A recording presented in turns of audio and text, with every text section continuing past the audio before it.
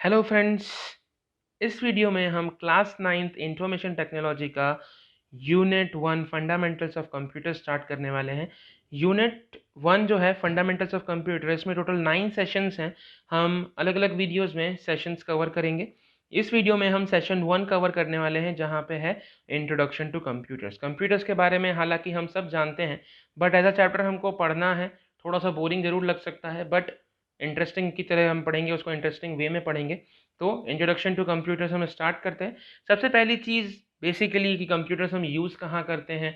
हम देख रहे हैं कि हम हर जगह कंप्यूटर्स को यूज़ करते हैं, लेकिन अगर हम पुरानी बातें करें तो पहले के टाइम में कंप्यूटर्स जो थे सिर्फ साइंटिस्ट या इंजीनियर्स यूज़ करते थे, क्योंकि उनको कॉम्प्लेक्स कैलकुलेशंस वगैरह करने पड़ते थे। लेकिन आज के स्टेज में हम हर एक घर में, या फिर हम हर जगह बोलें, हर एक फील्ड में जो है कंप्यूटर का यूज़ हो रहा है। तो हम स्टार्ट करते हैं व्हाट इज़ अ कंप्यूटर से।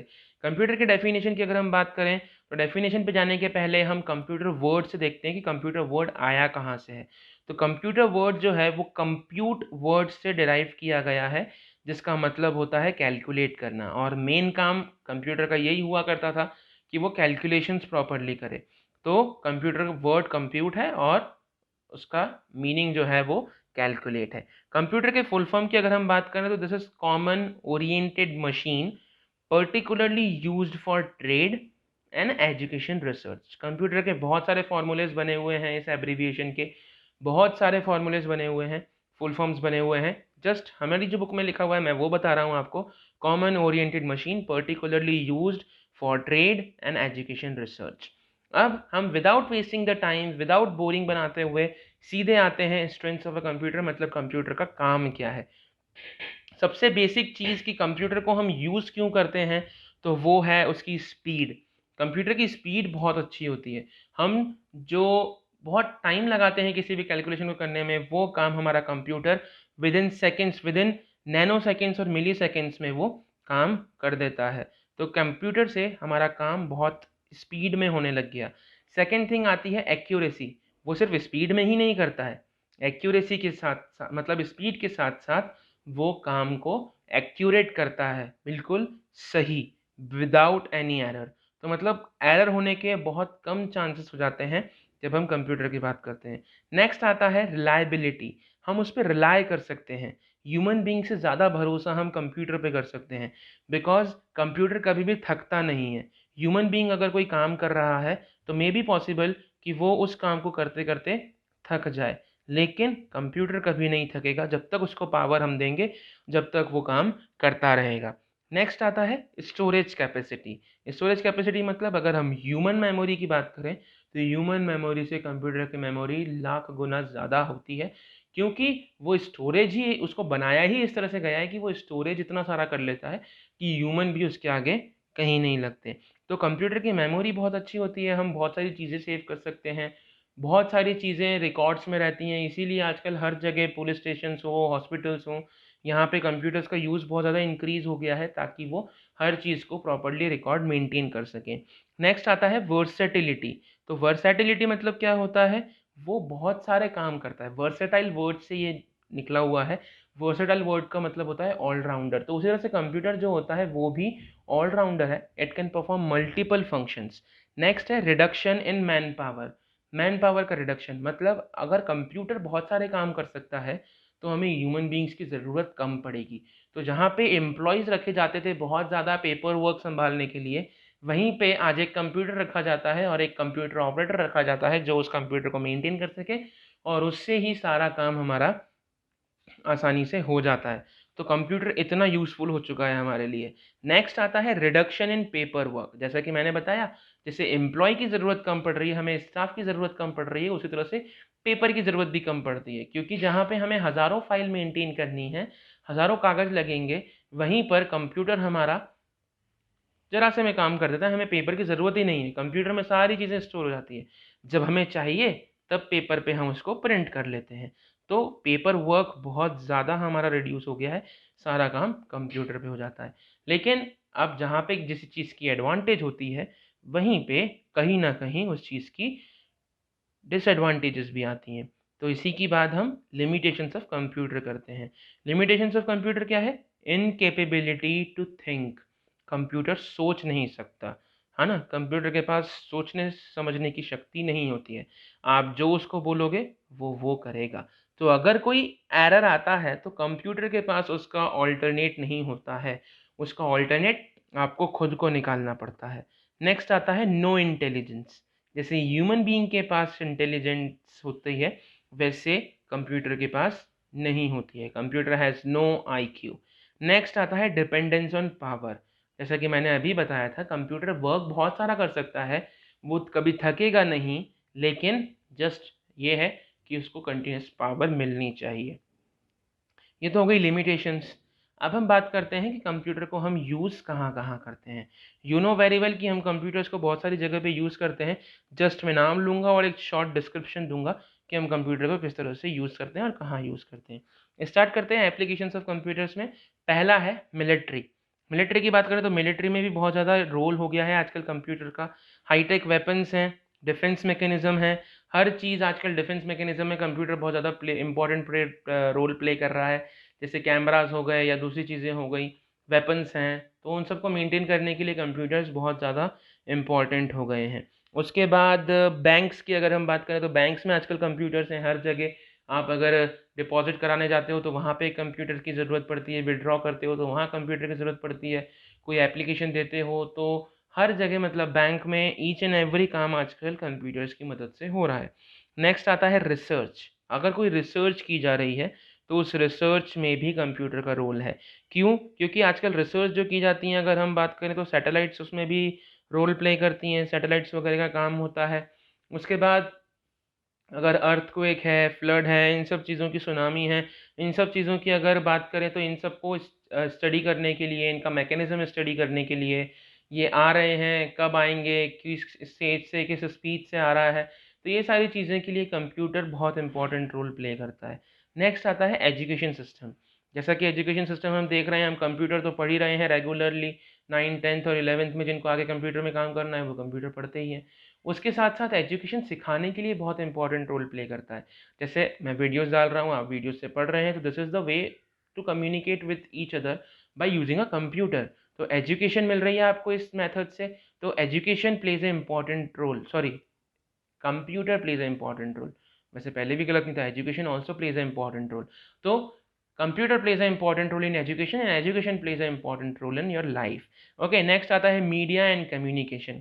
मीडिया एंड कम्युनिकेशन की बात करें तो हर जगह हम देखें आजकल न्यूज़ हम कैसे पढ़ते हैं, मोबाइल पे पढ़ लेते हैं, लैपटॉप पे पढ़ लेते हैं, कंप्यूटर पे पढ़ लेते हैं, देखना होती है तो कंप्यूटर से भी देख लेते हैं। उसके अलावा मीडिया की अगर हम बात कर रहे हैं तो मीडिया वाले जो हैं वो भी आजकल कंप्यूटर का बहुत ज़्यादा यूज़ कर रहे हैं, वहाँ पे भी सारी चीज़ें। नेक्स्ट आता है criminal identification and law enforcement. Criminal identification की अगर हम बात करते हैं तो कोई भी क्रिमिनल को आइडेंटिफाई करने के लिए अब हमें कंप्यूटर की ज़रूरत है। बस कंप्यूटर ऑटोमेटिकली मैच कर लेता है फ़ोटोज़ कि ये क्रिमिनल है या नहीं है, हमारे रिकॉर्ड्स में प्रेजेंट है या नहीं है, तो ऑटोमेटिकली हो जाता है। आजकल मैन पावर बहुत रिड्यूस कर दिया है कंप्यूटर ने। नेक्स्ट आता है एजुटेनमेंट, मतलब एजुकेशन के साथ साथ एंटरटेनमेंट का भी काम, दोनों चीज़ें साथ में होना। नेक्स्ट आता है बिजनेस। बिजनेस क्या? बिजनेस में कंप्यूटर का रोल है, बहुत ज़्यादा रोल है। टेक्नोलॉजी आ गई है, आजकल हर कोई हाईटेक बन के बिजनेस करना चाह रहा है एंड हाईटेक चीज़ें ही लोगों को पसंद आती हैं आजकल।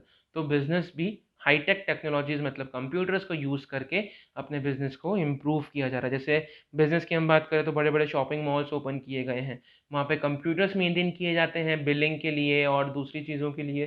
तो कंप्यूटर बहुत इंपॉर्टेंट हो गया है। नेक्स्ट आता है एनिमेशन एंड फिल्म्स। आजकल फिल्म्स बनती हैं, एनिमेशन होता है, उसमें वीएफएक्स ग्राफिक्स का काम होता है, सिनेमेटोग्राफीज़ होती हैं, ये सारी चीज़ों में कंप्यूटर का बहुत बड़ा काम है। बिना कंप्यूटर के आजकल ये सारी चीज़ें पॉसिबल ही नहीं है। इसलिए तो पहले के टाइम में ये सब हुआ नहीं करता था, लेकिन अब जैसे कंप्यूटर आ गया है, ये सारी चीज़ें बहुत अच्छे से डेवलप हो चुकी हैं और बहुत अच्छे से काम होता है। इसीलिए तो हमको मूवीज़ आजकल पसंद आती हैं, नहीं तो पुरानी मूवीज़ कौन देखना पसंद करेगा। नेक्स्ट आता है बुक पब्लिशिंग। बुक पब्लिशिंग मतलब बुक्स क्रिएट करते हैं। हम 10th में पढ़ेंगे एमएस वर्ड और ये सारी चीज़ें और इन सब का यूज़ करेंगे।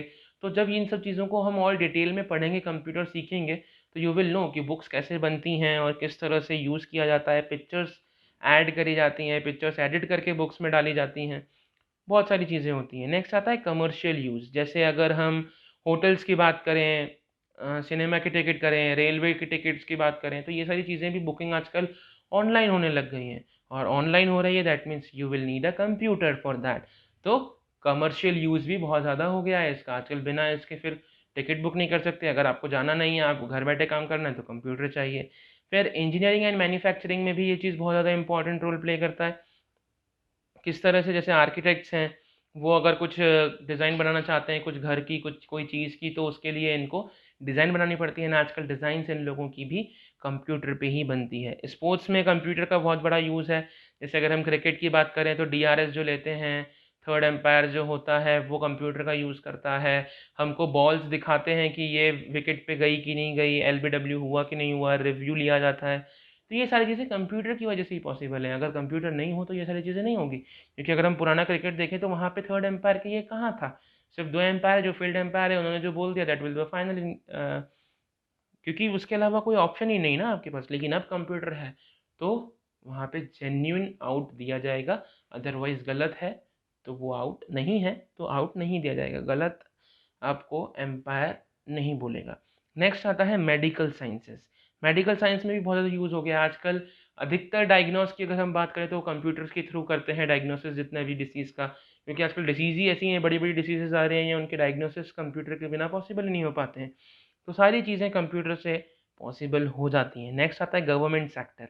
आजकल गवर्नमेंट एम्प्लॉयज़ को भी कंप्यूटर सिखाया जा रहा है ताकि वो कंप्यूटर प्रॉपर मैनेज करके वहाँ पे कंप्यूटर पे वर्क कर सकें, क्योंकि उससे लोड डिक्रीज़ होता है।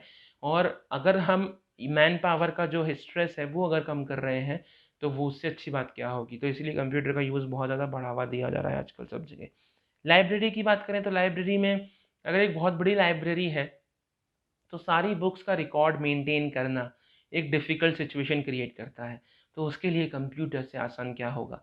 कंप्यूटर अगर है तो सारी चीज़ें पॉसिबल हो जाती हैं। तो सारा रिकॉर्ड एक बार में कंप्यूटर में स्टोर कर दिया। म्यूज़ियम में सारी चीज़ें कंप्यूटर में स्टोर कर दी। तो all these things make our task much and much easier. उसके बाद हम नेक्स्ट आते हैं मैन्युफैक्चरिंग पार्ट में कि वो बना कैसे है। एक कंप्यूटर सिस्टम एक्चुअली में है क्या? तो नेक्स्ट हेडिंग आती है हमारी कंप्यूटर सिस्टम। तो कंप्यूटर सिस्टम है क्या? कंप्यूटर सिस्टम दो चीज़ों से मिलकर बना है, हार्डवेयर से एंड सॉफ्टवेयर से। तो हार्डवेयर जो होते हैं वो कंप्यूटर के फिजिकल कंपोनेंट्स होते हैं जिनको हम टच कर सकते हैं, तो वो सारे हार्डवेयर कहलाते हैं। तो जैसे इनपुट डिवाइसेस हैं, प्रोसेसिंग डिवाइसेस है, स्टोरेज डिवाइस है, आउटपुट डिवाइस है, motherboard, monitor, keyboard, mouse, printers, ICs, ये सारी चीज़ें आपके हार्डवेयर में आते हैं। ठीक है? सीपीयू जो है वो प्रोसेसिंग डिवाइस होता है हमारा, वो हार्डवेयर में आता है। तो मदरबोर्ड की अगर हम बात करें तो motherboard is very essential part of a computer. उसमें पीसीबी होते हैं जो कि प्रिंटेड सर्किट बोर्ड होते हैं, जो बहुत सारे क्रिटिकल कंपोनेंट्स को होल्ड करके रखते हैं कंप्यूटर के अपने साथ। जिसमें सीपीयू है, कनेक्टर आता है जो इनपुट और आउटपुट डिवाइस को कनेक्ट करता है। फिर मदरबोर्ड जो होता है उसको प्लास्टिक शीट से बनाया जाता है। जो ग्रीन कलर की शीट दिख रही है इंसुलेटेड, उसमें करंट नहीं आता, वो इंसुलेटेड होती है। उसके बाद उसमें कॉपर और एल्यूमिनियम की शीट लेयर्स से प्रिंट किया जाता है और दीज प्रिंटेड लेयर्स को हम बोलते हैं ट्रेसेस। ठीक है? फिर मदरबोर्ड में बहुत सारे नंबर ऑफ स्लॉट्स होते हैं, सॉकेट्स होते हैं, जहाँ पे हम कनेक्ट कर सकते हैं। हम अगर सीपीयू देखें तो हमको बाहर से तो सिर्फ पोर्ट्स दिखते हैं जहाँ पे हम हमारी पेन ड्राइव लगा सकते हैं। हेडफ़ोन का पॉइंट है रहता है जहाँ पे सर्कल वाला, जहाँ पे हम हेडफ़ोन इंसर्ट कर सकते हैं हमारा, तो वो सारी चीज़ें हमको बाहर से दिखती हैं। लेकिन अगर हम अंदर से देखें तो these all things are connected to motherboard, जहाँ पे इनपुट आउटपुट डिवाइस की कनेक्टिविटी होती है। तो हर चीज़ यहाँ पे वीडियो कार्ड्स है, नेटवर्क कार्ड्स है, ये सारी चीज़ें आपके मदरबोर्ड की भी बिना अधूरी है। मतलब कंप्यूटर बिना मदरबोर्ड के आपका चल ही नहीं सकता है। हम आते हैं सॉफ्टवेयर पे। हार्डवेयर की बात हो गई, अब सॉफ्टवेयर देखते हैं। तो सॉफ्टवेयर मतलब जो इंटरनल ऑपरेशंस होते हैं कंप्यूटर में, सीपीयू के भी अंदर जो काम होते हैं, जैसे यूनिक्स है, एमएस वर्ड है, ये सारे सॉफ्टवेयर्स होते हैं। तो सॉफ्टवेयर का क्लासिफिकेशन अगर हम देखें तो सॉफ्टवेयर्स को दो टाइप्स में डिवाइड किया गया है। एक होता है सिस्टम सॉफ्टवेयर और एक होता है एप्लीकेशन सॉफ्टवेयर। ऑपरेटिंग सिस्टम जो होता है हमारा वो बहुत most important software of a computer होता है। हर एक कंप्यूटर को एक ऑपरेटिंग सिस्टम की ज़रूरत होती है जिस पे वो अपने सारे सॉफ्टवेयर और एप्लीकेशंस चला सकें। तो ऑपरेटिंग सिस्टम जो होता है वो सारे काम करता है, जैसे जो इनपुट मैसेज होता है हम कीबोर्ड से देते हैं, माउस से देते हैं, उनको समझता है और फिर आउटपुट को स्क्रीन पे डिस्प्ले कराता है। तो ये सारी चीज़ों का काम जो होता है ये ऑपरेटिंग सिस्टम मैनेज करता है, लेकिन हमने तो पढ़ा सीपीयू करता है। सीपीयू को हेल्प करता है ऑपरेटिंग सिस्टम, ठीक है। बिना ऑपरेटिंग सिस्टम के आप ये सारे काम नहीं कर सकते हो। उसके बाद जैसे प्रिंटर्स हैं, स्कैनर्स हैं, ये सारी चीज़ें आपको यूज़ करने के लिए ऑपरेटिंग सिस्टम की ज़रूरत पड़ेगी। नेक्स्ट अगर हम बात करें तो जैसे यूनिक्स है, लिनक्स, विंडोज़, एंड्रॉयड, ये सब जो हैं ऑपरेटिंग सिस्टम है। मतलब आपका फ़ोन जो चलता है वो भी एक ऑपरेटिंग सिस्टम की वजह से चलता है, जो एंड्रॉयड होता है, ठीक है। उसके बाद यूज़र इंटरफेस जो होता है ऑपरेटिंग सिस्टम का, वो टेक्स्ट बेस्ड होता है, टेक्स्ट बेस्ड या फिर ग्राफिक्स बेस्ड। वहाँ पे टेक्स्ट के थ्रू बात करता है या फिर ग्राफिक्स के थ्रू आपसे बात करता है। और ये सारी चीज़ें आपको ग्राफिकल यूज़र इंटरफेस कहलाती हैं ऑपरेटिंग सिस्टम के लिए, जो कि आपको इमेजेस, पिक्चर्स देता है जिससे आप कंप्यूटर से प्रॉपर्ली कम्युनिकेट कर सको। तो this was operating system. Next हम आते हैं फंक्शंस ऑफ अ कंप्यूटर, मतलब कंप्यूटर फंक्शन कैसे करता है। ये चीज़ हम आई थिंक बचपन में भी पढ़ चुके हैं कि जब हम फंक्शंस ऑफ अ कंप्यूटर की बात करते हैं, वो इनपुट लेता है, उस इनपुट को प्रोसेस करता है, उस इंस्ट्रक्शन को, और फिर उसके लिए एक आउटपुट देता है। तो this is the whole process जो जिससे वो काम करता है। नेक्स्ट आता है प्रोग्राम्स एंड डेटा। अब कंप्यूटर को थोड़ा सा अलग बनाने के लिए उसमें बहुत सारी एप्लीकेशंस की ज़रूरत पड़ती हैं, और उन एप्लीकेशंस को हम बोलते हैं प्रोग्राम्स, ठीक है। तो हार्डवेयर और ऑपरेटिंग सिस्टम जो कहलाता है वो प्लेटफॉर्म कहलाता है, और प्रोग्राम्स जो होते हैं वो उस प्लेटफॉर्म को हेल्प करते हैं कि वो प्रॉपरली काम कर सके, ठीक है। जैसे अगर हम एग्जांपल लें तो हमारा वर्ड प्रोसेसर है, एमएस वर्ड है, मूवी व्यूअर है, गेम्स हैं, मैसेंजर्स हैं, चैट प्रोग्राम्स हैं, ये सब प्रोग्राम्स होते हैं। और ये प्रोग्राम्स क्या करते हैं, हमारे ऑपरेटिंग सिस्टम को, जो कि एंड्रॉयड, विंडोज़, इनको हेल्प करता है कि वो हमारा मनचाहा काम आसानी से कर पाएँ। तो ये सारी चीज़ें होती हैं प्रोग्राम्स की। अब प्रोग्राम्स जो होते हैं वो डेटा को प्रोसेस करके किया जाता है, जो कि इनपुट दिया जाता है कंप्यूटर को। जैसे मैंने बोला मुझे ए टाइप करना है, तो मैं कीबोर्ड से ए प्रेस करूँगा, फिर वो ए ऑपरेटिंग सिस्टम की मदद से हमारे वर्ड फाइल में टाइप हो जाएगा। तो ये सारी चीज़ें इस तरह से काम करती हैं कि जो डेटा होता है वो हमारा दिया हुआ होता है, जो कि टेक्स्ट हो सकता है, वीडियो हो सकती है, ग्राफिक्स हो सकती है, ये सारी चीज़ें। तो वीडियो प्लेयर जो होगा उसको वीडियो चाहिए चलाने के लिए, तो वो हमारे लिए वीडियो एक इनपुट हो जाएगी। वर्ड प्रोसेसिंग कमांड की बात करी मैंने, एमएस वर्ड वगैरह की, तो इसको टेक्स्ट चाहिए जो मैं कीबोर्ड से दूंगा उसको कि वो लिख पाए, ठीक है। अगर मैं एक फ़ोटो व्यूअर देख रहा हूँ तो उसको फ़ोटो चाहिए, वो फ़ोटो देगा तो फ़ोटो दिखाएगा। तो this was the whole relationship between programs and data, कि प्रोग्राम्स जो होते हैं वो डेटा लेके काम करते हैं, और प्रोग्राम्स जो होते हैं वो हमारे ऑपरेटिंग सिस्टम को हेल्प करते हैं प्रॉपर्ली वर्क करने के लिए। नेक्स्ट आता है हमारा computer networks. Computer networks, networks मतलब इंटरलिंकिंग, और कंप्यूटर की इंटरलिंकिंग मतलब एक कलेक्शन ऑफ कंप्यूटर होता है जहाँ पे server, main frame, network devices, peripherals, बहुत सारे डिवाइसेस एक दूसरे से कनेक्टेड होते हैं, एक दूसरे की सर्विसेज, रिसोर्सेज को शेयर करते हैं। तो ये सारी चीज़ें होती हैं। जैसे एक न्यू कंपनी की हम बात करें जहाँ पे 15 से 20 मेंबर्स हैं, और हर एक पर्सन को एक कंप्यूटर दे दिया, ठीक है। और इन कंप्यूटर्स को हमने क्या किया, कनेक्ट कर दिया एक दूसरे से, ताकि कम्युनिकेशन पॉसिबल हो। और एक सिंगल प्रिंटर हमने हमारी कंपनी में लगाया, तो ताकि अब शेयर करने की ज़रूरत क्या पड़ी, ताकि कोई भी एक पर्सन हो, कोई भी एक मेंबर हो उस कंपनी का, उसको अगर प्रिंट देना है तो वो डायरेक्ट उस प्रिंटर पे प्रिंट दे सकता है। तो दिस इज़ हाउ उनको शेयर कर दिया, एक प्रिंटर को सभी लोग शेयर कर रहे हैं। तो प्रिंटर अब क्या बन गया, उस नेटवर्क का एक पार्ट बन गया। एक नेटवर्क था कंप्यूटर्स के बीच में, और प्रिंटर को भी उसी नेटवर्क से जोड़ दिया ताकि उस नेटवर्क में रहने वाले सभी लोग उस प्रिंटर को यूज़ कर सकें। तो अब हम बात करते हैं एक नेटवर्क के कंपोनेंट्स की। सबसे पहला कंपोनेंट जो होता है वो, और सबसे इम्पॉर्टेंट कंपोनेंट जो होता है वो होता है सर्वर। सर्वर क्या है, एक कंप्यूटर ही है, लेकिन उसको सर्वर क्यों बोला जाता है, क्योंकि सर्वर जो होता है वो एक ऐसा होता है जो कि सेंट्रल पावर होता है। जैसे हमारा देश चलाने के लिए गवर्नमेंट काम करती है, सेंट्रल गवर्नमेंट, उसी तरह से सर्वर कंप्यूटर्स को चलाने के लिए एक सेंट्रल कंप्यूटर होता है, जो कि सारी रिसोर्सेस, सॉफ्टवेयर, हार्डवेयर का एक्सेस, जो भी चीज़ें होती हैं वो बाकी नेटवर्क में आने वाले चीज़ों को प्रोवाइड कराता है, जैसे प्रिंटर है, फिर दूसरे कंप्यूटर्स हैं, उन सबको सर्विस प्रोवाइड कराता है। मतलब मुझे अगर कंप्यूटर यूज़ करना है, मैं कंप्यूटर यूज़ कर रहा हूँ, मुझे प्रिंटर यूज़ करना है, तो मैं प्रिंटर यूज़ करने के लिए रिक्वेस्ट भेजूँगा, सर्वर एक्सेप्ट करेगा और मेरा प्रिंटर से प्रिंट आ जाएगा। This is how it works. Next आता है वर्क स्टेशन। तो कंप्यूटर कनेक्टेड जो होते हैं एक नेटवर्क से, उनको उस नेटवर्क को हम वर्क स्टेशन भी बोलते हैं। ठीक है, तो वर्क स्टेशन का यूज़ जो होता है वो इसीलिए किया जाता है ताकि हम सॉफ्टवेयर और हार्डवेयर को उस नेटवर्क पे यूज़ कर सकें। मतलब वर्क स्टेशन भी एक पावरफुल कंप्यूटर होता है जो कि एक इंडिविजुअल की तरह यूज़ किया जाता है।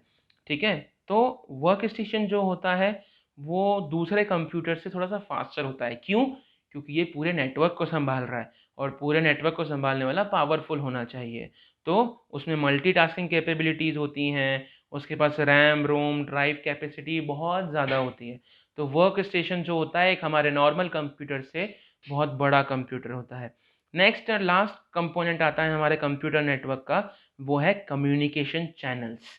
कम्युनिकेशन चैनल्स जो होते हैं they help us to communicate from one location to another in the network. जैसे अगर मैं व्हाट्सएप यूज़ कर रहा हूँ या कोई और मैसेंजर वगैरह यूज़ कर रहा हूँ और कम्युनिकेशन करता हूँ, तो इस कम्युनिकेशन में हेल्प करने वाला होता है कम्युनिकेशन चैनल।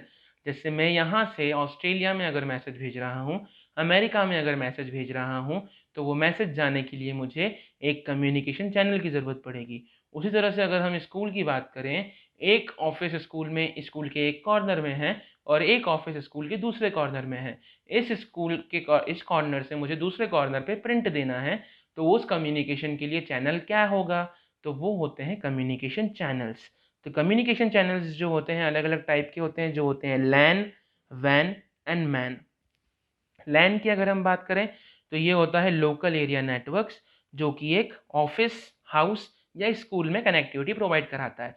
जैसा मैंने बताया, एक स्कूल के कॉर्नर से दूसरे स्कूल के कॉर्नर पे मैसेज पहुंचाना है या प्रिंट देना है, तो इस कम्युनिकेशन के लिए मुझे लोकल एरिया नेटवर्क की ज़रूरत पड़ेगी, जो कि एक कम्युनिकेशन चैनल है। नेक्स्ट आता है वैन, WAN, वाइड एरिया नेटवर्क। तो ये क्या है? ये भी एक कम्युनिकेशन चैनल है and this is a wide area. This is for wide area, जो डिवाइसेस को बहुत लंबे एरिया तक कनेक्ट करता है। तो सैटेलाइट्स वगैरह का भी यूज़ किया जाता है। वर्ल्ड वाइड वेब बहुत बड़े एरिया, इंटरनेशनल लेवल पे भी ये कम्युनिकेशन हमको इस्टेब्लिश करा सकता है। नेक्स्ट आता है मैन, मेट्रोपॉलिटन एरिया नेटवर्क। मतलब एक लोकल एरिया से और वर्ल्ड वाइड एरिया से बीच में, मतलब एक सिटी के अंदर, एक सिटी स्टेट के अंदर लगभग 50 किलोमीटर के आसपास का एरिया पूरा जो होता है, ये मैन हमको कनेक्ट करके देता है। ठीक है, ये तो हो गए हमारे कंप्यूटर नेटवर्क्स। अब एक नेटवर्क ऑफ नेटवर्क की बात करते हैं, सबसे बड़ा नेटवर्क, नेटवर्क का भी नेटवर्क, वो होता है इंटरनेट। जो हम कंप्यूटर नेटवर्क पढ़ रहे हैं, उस कंप्यूटर नेटवर्क का भी ये नेटवर्क होता है, दैट इज इंटरनेट। ठीक है, तो नेट का मतलब होता है world wide system of computer networks, net. ठीक है, और इसको सबसे पहले कंसीव करने वाला था advance research projects agency, ARPA of USA government. 1969 में हुआ था ये and it was initially known as ARPA net. इसको इंटरनेट नहीं, ARPA नेट के नाम से जाना जाता था, क्योंकि इसको कंसीव करने वाले ARPA थे। ठीक है, और इसको नेटवर्क को बनाने का मेन मकसद उनका था कि जो रिसर्च कंप्यूटर्स हैं, यूनिवर्सिटीज़ जो रिसर्च करती हैं, उसको और दूसरी पूरे वर्ल्ड में अलग अलग यूनिवर्सिटीज़ तक रिसर्च हम इजी बना सकें। तो इसीलिए ये ARPA नेट का इन्वेंशन हुआ था, इसको बनाया गया था। लेकिन आज के टाइम पे इसको हर कोई यूज़ कर रहा है just for exchanging there ideas and information. तो इंटरनेट जो होता है वो हमको ग्लोबल लेवल पे एक दूसरे से कनेक्ट करने के लिए हेल्प करता है, चाहे वो कमर्शियल कनेक्टिविटी हो, गवर्नमेंट कनेक्टिविटी हो या फिर एजुकेशनल नेटवर्क हो। हर जगह ये इंटरनेट हमको कनेक्टिविटी प्रोवाइड कराता है। ठीक है, दूसरा सर्विस प्रोवाइड जो इंटरनेट से होती है उसको हम बोलते हैं वर्ल्ड वाइड वेब, WWW। ठीक है, जिसको हम वेब भी बोलते हैं। तो this is the connection of interlink documents, जो कि एक कंप्यूटर पे स्टोर किया हुआ है और वो हर जगह आपको वो शो कराता है। तो this is how internet works. Next आता है हमारा इंट्रानेट। तो बहुत सारे एंटरप्राइजेज जो होते हैं उनका खुद का नेटवर्क होता है। इंटरनेट हमने देखा ये बहुत बड़ा पूरे वर्ल्ड का एक नेटवर्क बना, लेकिन इंट्रानेट की अगर हम बात करें तो बहुत सारी कंपनीज होती हैं, एंटरप्राइज होती हैं, वो खुद का अपना एक नेटवर्क बनाते हैं। उस नेटवर्क को बोला जाता है इंट्रानेट। और उस इंट्रानेट को कनेक्ट करने के लिए फिर से कम्युनिकेशन चैनल की ज़रूरत पड़ेगी। तो कई जगह पे लैन मैन वैन हर जगह अलग अलग यूज़ किया जाता है, डिपेंड कि उनका एंटरप्राइज कितना बड़ा है। अगर एक नेशनल लेवल पे एंटरप्राइज है तो वैन का यूज़ करेंगे, पूरी सिटी में है तो मैन का यूज़ करेंगे, अगर एक बिल्डिंग में है तो लैन का यूज़ करेंगे। तो वो उनका खुद का जो नेटवर्क बनाते हैं उसको हम इंट्रानेट बना बोलते हैं। तो इंट्रानेट जो होता है एक गेटवे की तरह काम करता है जो इंटरनेट से कनेक्ट कर देता है। ठीक है, इंट्रानेट एक नेटवर्क है जो मुझे दूसरे नेटवर्क से कनेक्ट करता है जो कि इंटरनेट है। तो this is how intranet works. और इसका प्राइमरी पर्पस क्या होता है कि हम हमारी कंप्यूटिंग सर्विसेज पूरे एंटरप्राइज में एक दूसरे से शेयर कर सकें, ताकि वो अपनी ट्रेनिंग, डेटाबेस, डॉक्यूमेंट सब चीज़ें एक दूसरे से शेयर कर पाते हैं। Okay, so this was the video. इस वीडियो में हमने सेशन 1 में सारी चीज़ें कंप्यूटर के बारे में पढ़ी। अब सेशन 2 जो होगा वो होगा पार्ट्स ऑफ कंप्यूटर सिस्टम के बारे में, कि कंप्यूटर सिस्टम में क्या क्या पार्ट्स होते हैं। तो स्टे कनेक्टेड, सब्सक्राइब कर देना, बेल आइकन पे क्लिक कर देना ताकि आपको नेक्स्ट वीडियो का नोटिफिकेशन मिल जाए। And please like, share and comment. Thank you for watching the video.